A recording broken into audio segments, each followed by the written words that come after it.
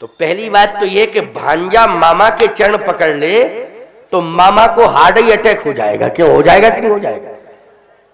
क्यों भाई? अगर असली मामा होगा, बनावटी होगा तो सीना तान के खड़ा हो जाएगा। क्या बात है, बोलो। तो बनावटी होगा तो, लेकिन असली मामा होगा और कहीं भांजा चरण पकड़ ले क्यों मामा का, तो बोलो हार्ट फेल होगा उसके लिए। ये क्या हो रहा है? हमको नरक भेज रहा है क्या? मैं नरक में चला जाऊंगा? क्यों? भांजा का सम्मान होता है कि नहीं होता है? विशेष सम्मान होता है। जो हमारे देश के दुश्मन हैं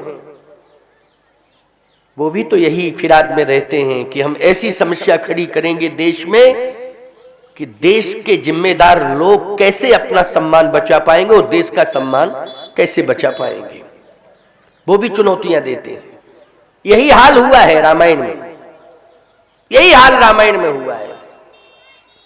रावण ने चुनौती दी है राम को कि राम तुम्हारे सामने हम वो समस्या पैदा कर देंगे कि आज जितनी जनप्रियता तुम हासिल कर चुके हो तुम्हें जीना मुश्किल पड़ जाएगा। चुल्लू भर पानी में डूबने के लिए तुम्हें वो पानी भी नहीं मिलेगा जिसमें तुम्हें डूबने का अवसर मिल जाए। मैं ऐसी समस्या राम तुम्हारे सामने पैदा कर दूंगा। ये संकल्प किसने लिया था? रावण ने लिया था। बहु बेटियों को भी आज प्रेरणा मिलेगी कि संकट यदि परिवार में आ जाए और तुम्हारे नाम पर कोई चुनौती दे दे तो तुम्हें अपनी इज्जत को कैसे बचाना है। असामाजिक तत्वों के मध्य में भी अपनी प्रतिष्ठा को कैसे तुम्हें बचाना है, ये सूत्र भी आज तुम्हें सीखने समझने को मिलेंगे। हमारे देश की नारी सामान्य नारी नहीं है। इस देश में अगर नारी के रूप में श्री जानकी जी का जन्म हुआ है तो वो आदि शक्ति है। सामान्य नारी का भारत में जन्म हुआ है तो वो शक्ति है प्यारे। इसलिए शक्ति और आदि शक्ति का ये देश है। यहां शक्ति प्रकट होती है, यहां आदि शक्ति प्रकट होती है। ये तुम जितनी भी बैठी हो सब शक्ति हो। और आदि शक्ति कौन है? आदि शक्ति जह जग उपजाया शोभ तरु मोर यह माया। आदि शक्ति श्री जानकी है। जानकी के चरित्र से ही तुम्हारे जीवन को संबल मिल सकता है। जानकी मानी सीता जी, सीता जी के चरित्र से तुम्हें संबल मिल सकता है। इसलिए कहता हूं कि कथा को सुनना भी चाहिए और सुनने के बाद हमेशा चिंतन करना चाहिए ग्रंथों का। महाजनो येन गतः स पंथा, महापुरुषों ने जो रास्ता दिया है उसी पर हमें चलना चाहिए। रावण ने चुनौती दे दी कि राम तुम मुझे दिखाने के लायक नहीं रहोगे, मैं वो समस्या तुम्हारे सामने खड़ी कर दूंगा। और रावण ने एक दिन वो समस्या खड़ी कर दी। साधु का वेश बना के आया। देखो साधुओं को भी कलंकित किया उसने। देखा आपने? ये जितने भी डकैत हैं ये डकैत सब फौजी का ड्रेस पहनते हैं। क्यों भाई? पहनते हैं कि नहीं? फौजी का ड्रेस पहनते हैं। जितने डकैत होते हैं ये सब फौजियों की ड्रेस में आते हैं, पहचान नहीं पाते हैं सहज सामान्य लोग की ये फौजी है कि ये डकैत है। ये ड्रेस मेकअप करते हैं, नकली बन जाते हैं, नकली सैनिक बनते हैं। ये छल करते हैं। क्या करते हैं? छल करते हैं। इसका मतलब है कि फौजियों को बदनाम करना है, इस ड्रेस को बदनाम करना। कोई नकली व्यक्ति जो है हमारी ड्रेस पहन ले, ये भगवा वस्त्र पहन ले और गलत काम करे तो बोलो ये वस्त्र हमारा बदनाम हो जाएगा कि नहीं हो जाएगा। ये खिलवाड़ करना है। ये क्या है? खिलवाड़ करना। रावण ने भी नकली भेष बनाया साधु का, गैरिक वस्त्र पहन करके आ गया, बड़ा लंबा चौड़ा तिलक, पूरा साधु का भेष बना के आया। पंचवटी में पहुंच गया। देखो रावण की चुनौती। पहले तो रावण ने मारीच की मदद ली। पंचवटी में तो बाद में गया, पहले कहां पहुंचा? मारीच के पास। मारीच मामा है रावण का। जैसे मारीच के पास पहुंचा तो पहुंचते ही उसने मारीच के चरण पकड़ लिए। तो पहली बात तो यह कि भांजा मामा के चरण पकड़ ले तो मामा को हार्ट अटैक हो जाएगा। क्यों हो जाएगा कि नहीं हो जाएगा? क्यों भाई? अगर असली मामा होगा, बनावटी होगा तो सीना तान के खड़ा हो जाएगा। क्या बात है, बोलो। वो बनावटी होगा तो, लेकिन असली मामा होगा और कहीं भांजा चरण पकड़ ले क्यों मामा का, तो बोलो हार्ट फेल होगा उसका, नहीं ये क्या हो रहा है, हमको नरक भेज रहा है क्या, मैं नरक में चला जाऊंगा। क्यों, भांजा का सम्मान होता है कि नहीं होता है, विशेष सम्मान होता है। लेकिन जैसे ही रावण गया उसने तुरंत मारीच के चरण पकड़ लिए। 10 मुख गया जहां मारीचा,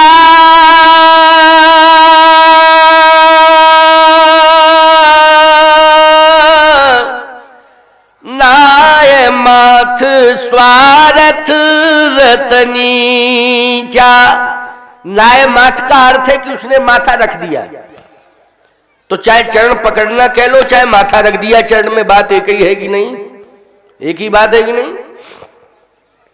सही बात लिखी तुलसीदास जी ने और वाल्मीकि जी ने देखा था आंखों से, वही वाल्मीकि जी तुलसीदास बने तो उन्होंने वैसा ही रामायण में लिख दिया जो देखा था।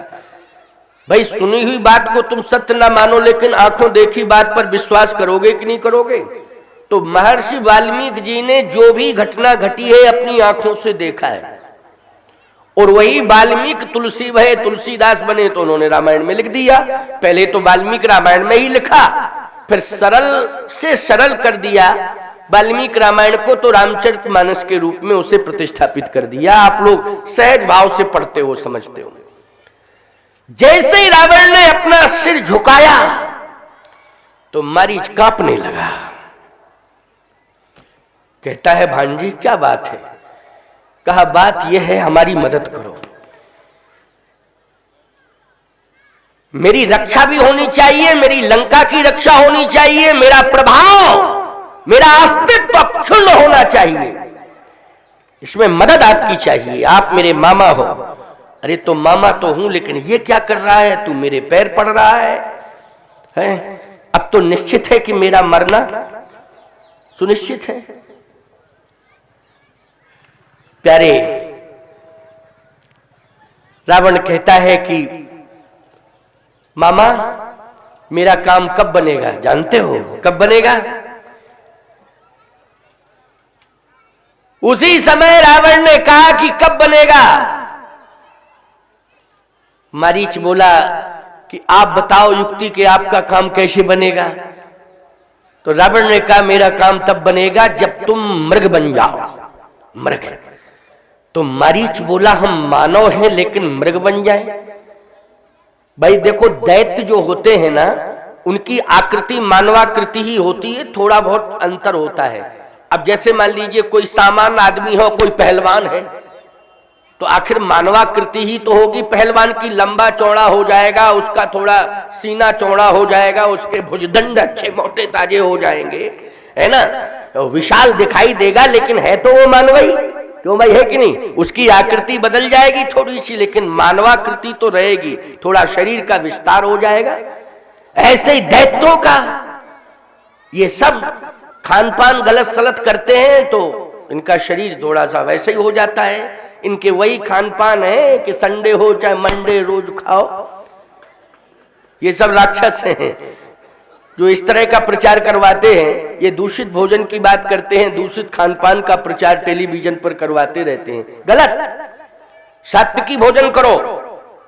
ये कोरोना की महामारी में कितने बार चेतावनी दी है कि भोजन यदि सात्विकी नहीं करोगे तो गड़बड़ हो जाएगा। खान पान शुद्ध होना चाहिए, आहार विहार हमारा शुद्ध होना चाहिए, तभी हम रोगों पर नियंत्रण कर सकते हैं। और यदि हमने खान पान अनियंत्रित कर दिया प्यारे, तो ये रोग हमारे ऊपर हावी हो जाएंगे। मैं कहता हूं सामान्य भोजन ही ज्यादा कर लो, तो शाम को वो भोजन जवाब दे देता है कि भोजन मत करना। लेकिन तुम कहते हो, तू भले ही कहे हम मानने वाले नहीं हैं, हम मानने वाले नहीं हैं, शाम को भी तुमने अरे बार बार मना किया कि मत कर मत कर मत कर, अंदर से आवाज, तूने भोजन कर ही लिया, ब्यारी के रूप में कर लिया। अब रात्रि में उस भोजन ने तुम्हारे साथ कुश्ती लड़ी। क्यों लड़ी कि नहीं? तो ईमानदारी से बताओ, ऐसी कुश्ती लड़ी कि उसने तुम्हें चारपाई से उठने ही नहीं दिया, और या ऐसी कुश्ती लड़ी कि चारपाई पर बैठने ही नहीं दिया। बस दो ही बातें हैं। क्यों भाई? या तो उठने नहीं दिया या तुम्हें चारपाई पर बैठने ही नहीं दिया। उठ उठ उठ उठ उठ, और रात भर मैराथन दौड़। क्यों भाई? गलती किसकी थी ये बताओ? समझदार हो, समझने की कोशिश किया करो। इसलिए भोजन में मात्रा है। क्या है? मात्रा। जब भोजन शब्द लिखो तो उसमें क्या लगी है? मात्रा। मात्रा का अर्थ क्या है? भोजन कह रहा है कि मेरे शब्द में, नाम में मात्रा है, इसको मात्रा से लेना चाहिए। संकेत यही हुआ कि नहीं? और फिर भोजन से मिलता जुलता एक और शब्द है बहुत अच्छा, भजन। भजन में न डंडा है न मात्रा है। भजन मतलब ज्यादा से ज्यादा करो और भोजन कम से कम खाओ, मात्रा में खाओ। स्पष्ट है। लेकिन यही तो समस्या है, भोजन करते हो ज्यादा और भजन करते हो कम। उल्टा हो रहा है। हो रहा है कि नहीं हो रहा है? इसलिए गड़बड़ हो रहा है। तो मैं कहना ये चाहता हूं, ध्यान से सुनना, जरा समझने की कोशिश करना। मारीच ने कहा पशु, मृग, मृग मानी पशु, मैं पशु बनूं? रावण कहता हाँ बनना तो पड़ेगा। अरे हम मानव हैं, हमको पशु बनने के लिए कह रहे हो? हाँ। हो कपट मृग तुम छलकारी, जहि विधि हरि आलो नृपनारी। तुम कपट मृग बन जाओ और राम की पत्नी सीता का हरण करो। करना है मुझे, या तो तुम सीता का हरण करके लाओ, अथवा तुम सक्षम नहीं हो तो राम को भ्रमित करो, सीता को आकर्षित करो और मैं सीता का हरण करूंगा। मारीच ने कहा कि पहली बात तो यह है कि तुम इंसान से मुझे पशु बना रहे हो। रावण बोला यही तो मेरी विशेषता है, यही मेरी विशेषता है। क्या?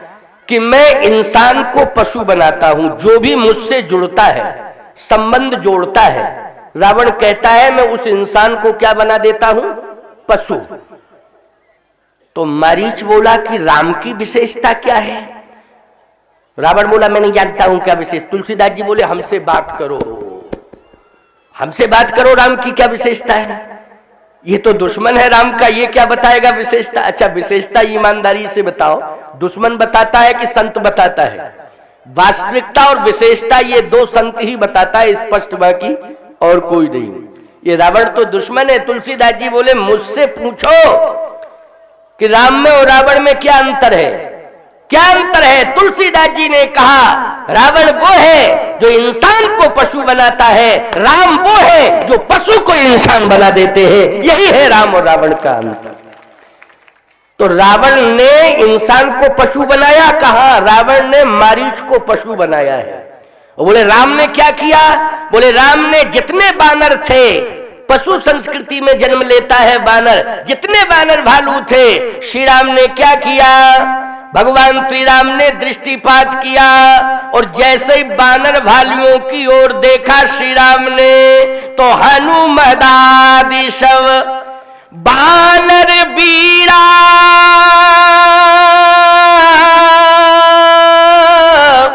और धरे मनोहर मनुज शरीरा। राम जी ने जैसे बानर भालुओं को देखा और दृष्टि पड़ी तो जितने बानर भालू थे वो सब क्या बन गए? पशु से मनुष्य। अब बोलो राम ने पशुओं को क्या बनाया? मानव। और रावण ने मानव को क्या बनाया? पशु। बोलो अंतर है राम रावण में कि नहीं? किससे जुड़ना चाहते हो? राम से जुड़ोगे तो पशु प्रवृत्ति अगर तुम्हारे अंदर होगी तो याद रखना वो दूर हो जाएगी और तुम्हारे जीवन में मानवीयता का संचार हो जाएगा और तुम मानव से महामानव भी बन जाओगे एक दिन। ये श्री राम का रामत्व है, यही राम की विशेषता है। इसलिए राम से जुड़ो अथवा राम की रामायण से जुड़ो।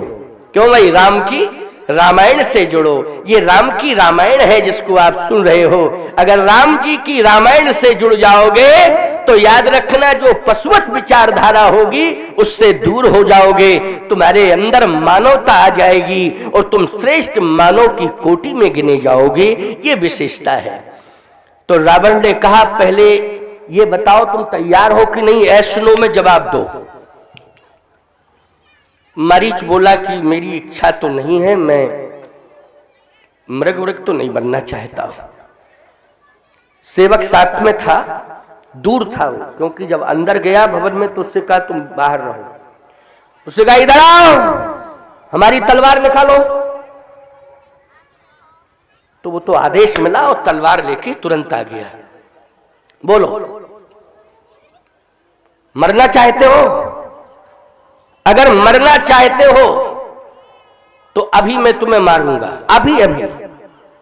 और अगर जीवित रहना चाहते हो तो मेरा काम करो, पशु बन के जाओ और राम के साथ छलावा करो, भ्रमित करो सीता को। और जब सीता भ्रमित हो जाएंगी तो हमें मौका मिलेगा, हम सीता का हरण करके लाएंगे। ऐसनो में जवाब दो, क्या चाहता है तू? आंख बंद हो गई। कोई तलवार निकाल के खड़ा हो जाए और गर्दन काटने वाला हो तो उस समय आंख खुली रहेगी कि बंद हो जाएगी? जल्दी बोलो। आंख बंद हो जाएगी।